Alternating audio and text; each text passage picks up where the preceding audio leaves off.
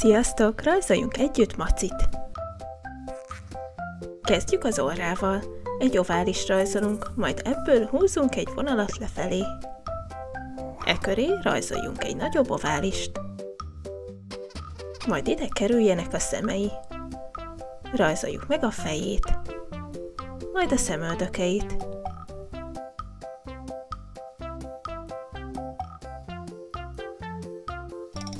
Félkörökkel elkészülnek a fülei is.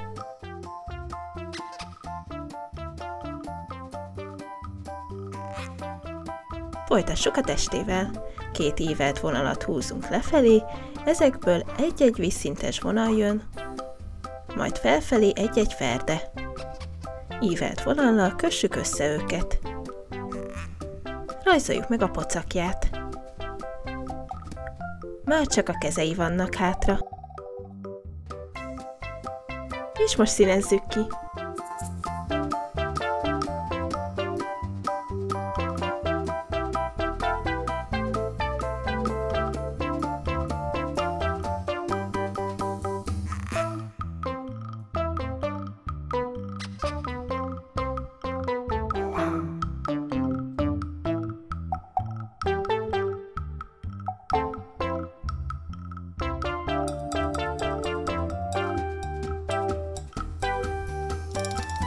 Elkészültünk, ha tetszett, dobj egy lájkot és rajzoljunk együtt legközelebb is.